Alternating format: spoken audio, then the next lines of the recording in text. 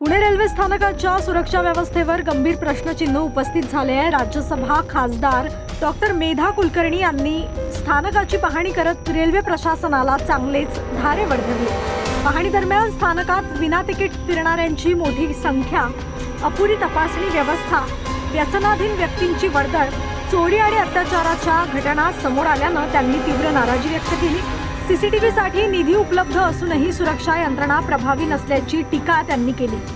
Ticket तपासणीसाठी अधिकारी अपुरे असल्यानं स्थानकात आओ जाओ घर तुम्हारा अशी परिस्थिती असल्याचे त्यांनी म्हटले। या संदर्भात डीआरएम राजेश वर्मा यांची भेट घेऊन तातडीने सुरक्षा व्यवस्था मजबूत करण्याची मागणी करण्यात आली आहे। तसेच केंद्रीय रेल्वे मंत्र्यांकडेही लेखी तक्रार देण्यात आली आहे। पुणे रेल्वे स्थानकांतील सुरक्षेचा प्रश्न आता ऐरणीवर आला असून प्रशासन काय कारवाई करते याकडे सर्वांचे लक्ष लागले आहे। शहरातील रेल्वे स्टेशन बद्दल वारंवार तक्रारी माझ्याकडे प्राप्त होत होत्या। मग त्याच्यामध्ये अनिल परदेशी आमचे असतील, त्याचबरोबर आमचे चैतन्य जोशी म्हणून जे रेल्वेचे मेंबर आहेत कमिटीचे, त्यांच्याकडनं काही तक्रारी प्राप्त झाल्या होत्या। या सगळ्या तक्रारी प्राप्त झाल्यानंतर एक दिवस अचानक या ठिकाणी साईट व्हिजिट करायची असं माझ्या डोक्यात होतं। त्यानुसार अधिवेशन संपल्यानंतर आणि दौरा संपल्यानंतर मी आज या ठिकाणी अचानकपणे उपस्थित झालेली आहे। थोडीशी कुणकुण तरी सुद्धा त्यांना मिळाली, पण या सगळ्या पाहणीनंतर अनेक त्रुटी, पुणे रेल्वे स्टेशनशी संबंधित अनेक त्रुटी लक्षात आलेल्या आहेत। मी आता डीआरएम यांना भेटायला जाणार आहे आणि डीआरएम यांना भेटल्यानंतर खरं तर मी मागच्या 2 महिन्यांपूर्वी त्यांना एक तक्रार त्यांच्याकडे दाखल केलेली होती आणि त्यांना काही फोन नंबर सुद्धा दिले होते की काही व्यक्तींची तुम्ही पर्सनली भेट घेऊन या तक्रारींचं निवारण करा, तुमची भेटण्याची वेळ सुनिश्चित करा, जेणेकरून तक्रारदार जे असतील त्यांना ठराविक वेळेमध्ये आपलं प्रतिनिधित्व पुणे शहरातल्या प्रवाशांच्या माध्यमातून मांडता येईल। परंतु अशा प्रकारची कुठल्याही प्रकारची यंत्रणा ही या ठिकाणी डेव्हलप झालेली नाहीये। आज या ठिकाणी अचानकपणे दाखल झाले असता आणि पाहणी केली असता मोठ्या प्रमाणात सुरक्षेच्या त्रुटी जाणवलेल्या आहेत। खरं तर इथे 160 कॅमेरे बसवलेत। आता आम्ही कॅमेऱ्यांची पाहणी केली, कॅमेरे फंक्शनिंग कंडिशनमध्ये आहेत, परंतु ज्या वेळेला एखादी व्यक्ती आतमध्ये प्रवेश करते रेल्वे स्टेशनच्या आतमध्ये, जसं आपण एअरपोर्टच्या आतमध्ये प्रवेश करतो, आपल्याकडे एक तिकीट असतं, आपण प्रवास करणार आहोत याचं ते तिकीट पुरावा असतो आणि अशाच लोकांना प्रवेश दिला जातो। आणि जरी त्यांना सोडायला आलेल्यांपैकी काही जणांना हवं असेल तर आपल्याला पासपोर्टचं एक वेगळं एअरपोर्टचं एक वेगळं तिकीट मिळतं की ते काही काळासाठी व्हॅलिड असतं। तसं आज आमचं या ठिकाणी प्लॅटफॉर्म तिकीट काढून आम्ही आतमध्ये आलेलो आहोत, पण आम्ही तपासणी केली असता प्लॅटफॉर्म तिकीट नसलेले किंवा प्रवाशांचं पण तिकीट नसलेले अनेक या ठिकाणी लोक आले आहेत। ते कोण आहेत? एखादी जेव्हा घटना घडते तेव्हा ती व्यक्ती कोण आहे हे कसं कळणार? तुमचे सीसीटीव्ही या ठिकाणी घटना घडून गेल्यानंतर कोण होता हे ठरवण्यासाठी आहेत। एखादी अवैध व्यक्ती त्या ठिकाणी येत असेल तर तिला अडवण्याची कुठली यंत्रणा आहे? त्याचबरोबर त्या ठिकाणी स्कॅनर लावलेले, पण स्कॅनर एक आहे आणि बाजूला एंट्री जर का फ्री एंट्री आहे तर लोक आपोआप त्या बाजूने येत आहेत जिथे कुठल्याही प्रकारचा अडसर किंवा चेकिंग केलं जात नाही। सिक्युरिटी स्कॅनर जे आहेत तो असा एकच स्कॅनर त्या ठिकाणी आहे आणि दुसऱ्या ठिकाणी मोकळी जागा आहे, अनेक लोंढेच्या लोंढे त्या भागातून येतात। आतमध्ये सुद्धा आम्ही पाहणी केली असता अनेक दारुडे लोक आढळले,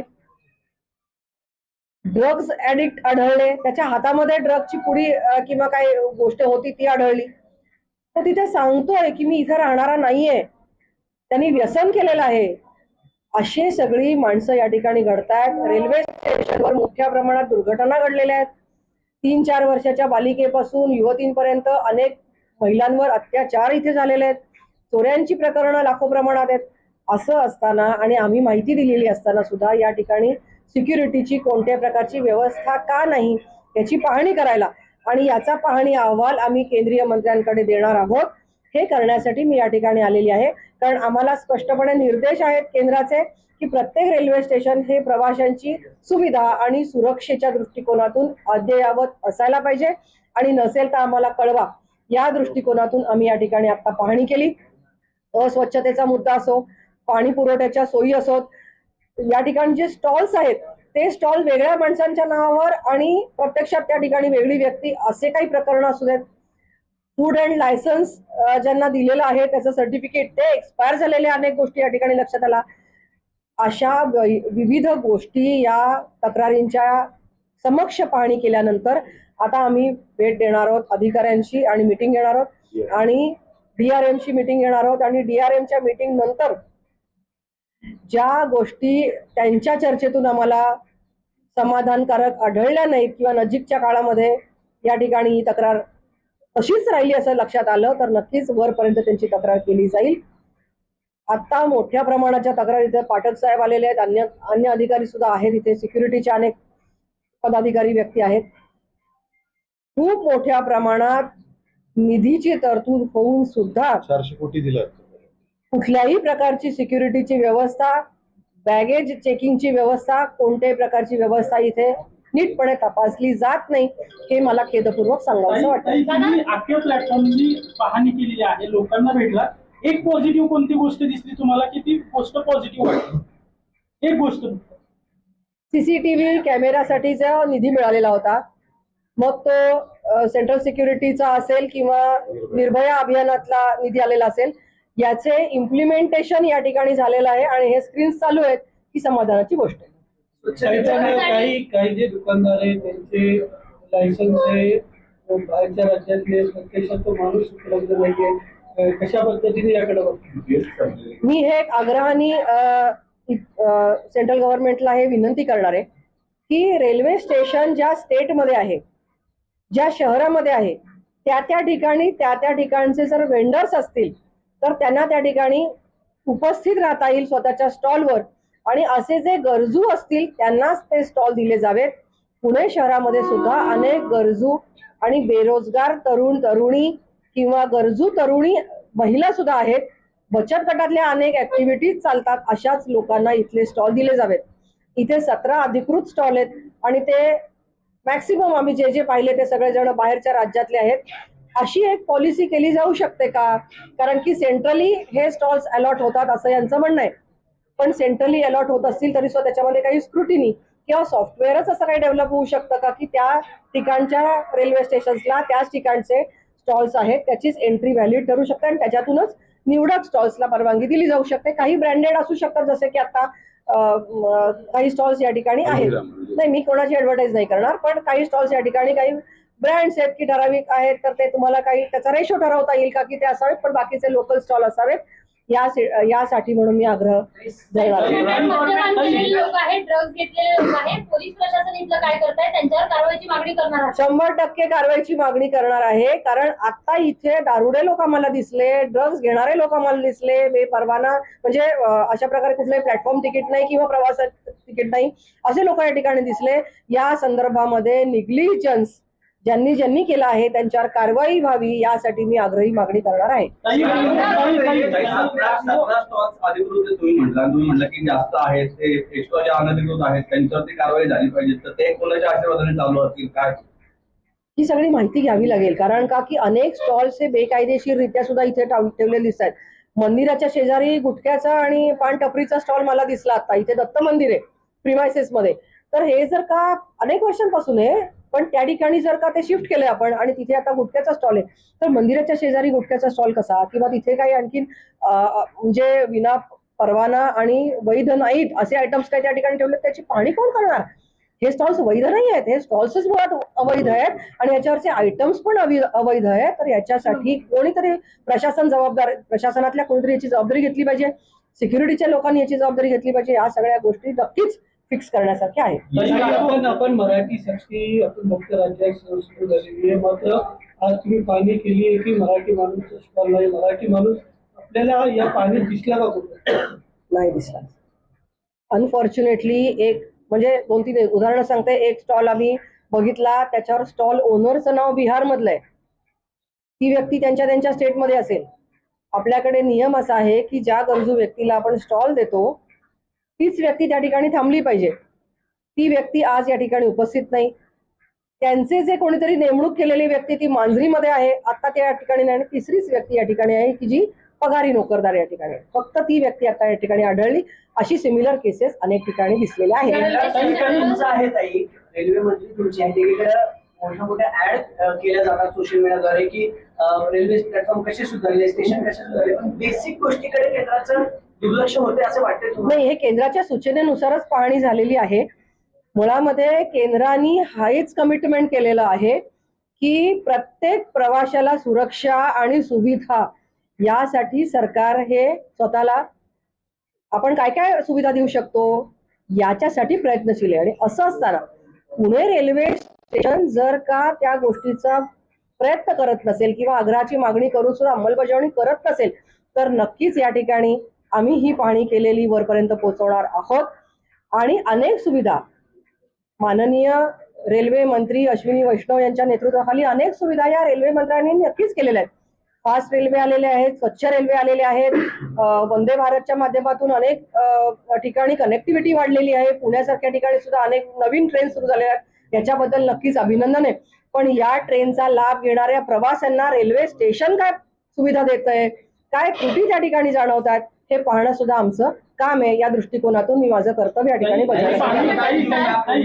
रेल्वे स्टेशनवरती एका मुलीवरती लैंगिक अत्याचार झाला, त्याची केस झाली, आरोपी अटक झाला. मात्र त्यानंतर सुद्धा इथले स्थानिक पोलीस असतील किंवा इथले रेल्वे प्रशासन असतील हे साधारणपणे प्रवाशांना नीट बोलत सुद्धा नाहीत, नीट व्यवस्थित वागत सुद्धा नाहीत. आणि असा एखादा अधिकारी लोकप्रतिनिधी आला की सगळे त्याच्या मागे फिरतात, सूचना करतात, असं केलं तसं केलं. हे सुधारलं पाहिजे ना, कारण इथले स्थानिक लोकच त्या सगळ्या गोष्टीला पाठिंबा देत आहेत. आणि इथलाच भोंगळ कारभार तुमच्याच सगळ्या बोलण्यातून आणि पाहणीतून समोर आलाय. अक्षरशः इथे भोंगळ कारभार आहे आणि निग्लिजन्स मोठ्या प्रमाणात आढळलेला आहे. मी इन्फॉर्मेशन न देता या ठिकाणी आले, पण त्यांना काहीतरी कुणकुण लागलेली असणार. माझ्या कुठल्याही व्यक्तीकडनं ही लीक झालेली नाहीये, परंतु आमचा इथे वावर दिसल्यानंतर अनेक ठिकाणी टॉयलेट्समध्ये स्वच्छता सुरू झाली. आज टॉयलेट्समध्ये आपण बघतोय महिलांच्या टॉयलेट्समध्ये मी मुद्दाम जाऊन आले, फ्लश चालत नाहीयेत, पाणी त्या ठिकाणी अवेलेबल नाहीये. कशा प्रकारे लोकांना आपण सुविधा देणार? त्यामुळे हा सुरक्षा आणि सुविधा दोन्ही बाबतीतला निग्लिजन्स मोठ्या प्रमाणात आहे आणि मला याचा रिपोर्टिंग वरपर्यंत करावं लागेल. मी स्वतः सुद्धा वेळोवेळी DRMशी बोललेली आहे आणि तरी सुद्धा याच्यामध्ये सुधारणा झालेली नाही. नक्कीच मला त्यांच्याविषयी सुद्धा पत्रव्यवहार करावा लागेल. लाखो प्रवासी या ठिकाणी येतात, वेगवेगळ्या राज्यातून या ठिकाणी प्रवासी येतात पुण्यासारख्या शहरात. जर इथे कोणतीही घटना घडली, अनुचित घटना घडली दुर्दैवानं, त्याची जबाबदारी मग कोण घेणार? जबाबदारी स्थानिक प्रशासनाला घ्यावीच लागेल. आता जो आवर्जून मी उल्लेख केला की दारुडे लोक या ठिकाणी आहेत, ड्रग्ज घेणारे लोक या ठिकाणी आहेत, भिकारी या ठिकाणी झोपलेले आहेत. आणि जर कुठली दुर्घटना घडली, एखाद्या महिलेसंदर्भात असेल किंवा अन्य कोणाही संदर्भात असेल, अशी एखादी घटना घडली तर नक्कीच स्थानिक प्रशासन यासाठी जबाबदार आहे. रेल्वे प्रशासन या ठिकाणचं जे स्थानिक आहे यांना रिस्पॉन्सिबल ठरलं पाहिजे आणि म्हणूनच त्यांच्याविषयीची लेखी तक्रार मी माननीय रेल्वे मंत्री यांच्याकडे करणार आहे. पाहणी केली, पण बाहेर पण म्हणजे बाहेरचा जो मोर्चा आहे तिथं पण तसेच प्रॉब्लेम आहेत. पार्किंगचा सगळ्यात मोठा इश्यू आहे. पार्किंग अलोकेट ज्यावेळेस झाली ना त्यावेळेस किती अडचणी आल्या सगळं तुम्ही पाहिलं होतं. आता सर्वसामान्यांना ती पार्किंग करू दिली जात नाही, पैशासाठी शिवीगाळ होते, त्याच्यावर पण ती लक्ष द्या. पोलीस असून तिथं फायदा नाहीये काही. सगळ्यात महाग पार्किंग पोलीस स्टेशनची आहे, तासाला 100-150 रुपये घेतले जातात. या सगळ्या तक्रारी लेखी स्वरूपात आधीच DRM यांच्याकडे गेलेल्या आहेत. पार्किंगच्या सुविधा असतील, आता इथे TC सुद्धा उपस्थित नव्हता. आम्ही दोन्ही गेटनी एकदा प्रवेश केला, दोन्ही गेटवर कुठेही TC नाहीये. म्हणजे कोणी आओ जाओ घर तुम्हारा, कोणीही इथे या, कोणी बसा, कोणी विदाऊट तिकीट बसा, काही करा आणि मग एखादी घटना घडल्यानंतर कोण जबाबदार आहे? त्यामुळे या सगळ्या गोष्टींची गंभीर दखल आम्ही घेतलेली आहे आणि म्हणूनच आवर्जून मी या ठिकाणी आले. मला माहिती तुम्ही हा प्रश्न विचारणार, पण तरी मी आवर्जून या ठिकाणी आले आणि हा रिपोर्ट मला माननीय रेल्वे मंत्र्यांपर्यंत पोहोचवावाच लागेल, जेणेकरून आमच्या केंद्र सरकारचा जो अजेंडा आहे की सर्वात चांगली सुविधा आणि सुरक्षा ही रेल्वे प्रवाशांना मिळावी, यासाठीचा जो त्यांचा प्रयत्न आहे तो जास्तीत जास्त लोकांपर्यंत बेनिफिशियल त्याचा व्हावा, बेनिफिट पोचावा, यासाठी आम्ही या ठिकाणचं रेल्वे प्रशासन, मी मगाशी सांगितलेलं आहे उत्तर मी पुनरावृत्ती करते याची, की या ठिकाणचे रेल्वेचे जे अधिकारी आहेत ते या निग्लिजन्स बद्दल, या बेपरवाई बद्दल जबाबदार आहेत. पोलीस प्रशासन आणि सिक्युरिटीचे सगळे अधिकारी यांची सगळ्यांची मी लिस्ट वरपर्यंत देणार आहे. सत्ताधारी पक्षाच्या महिला खासदार येतात, त्यांना ही सगळी अवस्था जाणवते. त्या खासदार इथं आल्यावर स्वच्छता सुरू होते. हे दुर्दैवाचं जाणवत नाही का? रोज प्रवाशांचे काय हाल होत असतील हे जाणवत नाही. जाणवतं म्हणूनच आले ना. रेल्वे मंत्र्यांकडून एवढा मोठ्या प्रमाणात निधी दिला जातो, तुम्हाला व्हिजिट करायला लावलाय, प्रवाशांना सोयी सुविधा भेटाव्यात यासाठी रेल्वे मंत्री स्वतः प्रयत्न करतायत. मात्र इथलं जे प्रशासन आहे ते निर्डावलेलं आहे. आता कुठेतरी कुऱ्हाड चालवायची वेळ आली असं वाटतंय की कारवाई झाल्याशिवाय याची सुधारणी होणार नाही असं तुम्हाला आणि वाटतं? कठोर कारवाई कोणती नेमकी व्हावी? कठोर कारवाई व्हावी आणि सुरक्षा सुविधेमधल्या ज्या काही त्रुटी असतील त्या लवकरात लवकर दुरुस्त करा. प्रामुख्याने सुरक्षा ही तर अगदी ऐरणीवरची गोष्ट आहे.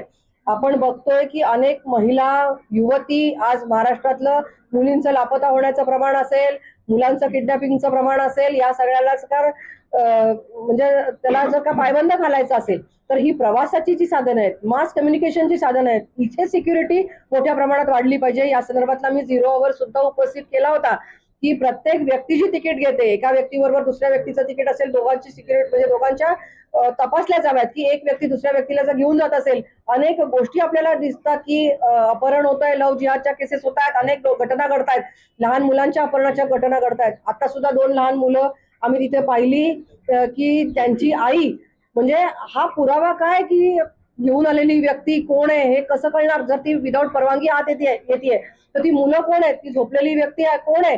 ही आता तिची सख्खी आई असू शकेल, परंतु एखाद्या व्यक्तीला गुंगीचं औषध देऊन लहान मुलांना झोपून प्रवास करून घेऊन गेले तर त्याला जबाबदार कोण? आणि म्हणून या सगळ्या गोष्टी या अत्यंत तातडीने दुरुस्त करण्याच्या गोष्टी आहेत आणि आजपर्यंत दुर्लक्ष केलेल्या व्यक्ती इथल्या स्थानिक प्रशासनातल्या नक्कीच जबाबदार आहेत. ताई, तुम्ही शेवटचा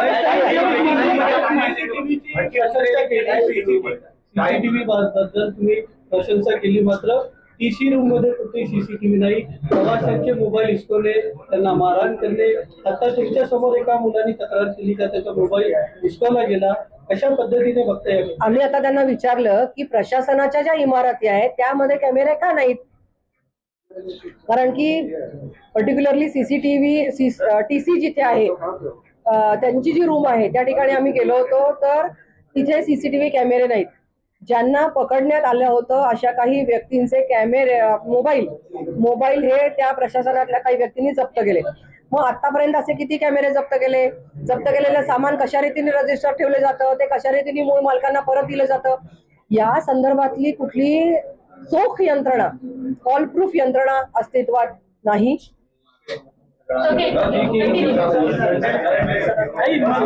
महत्वाचा प्रश्न असा आहे, एक मिनिट, लाईट कसे गेलेत?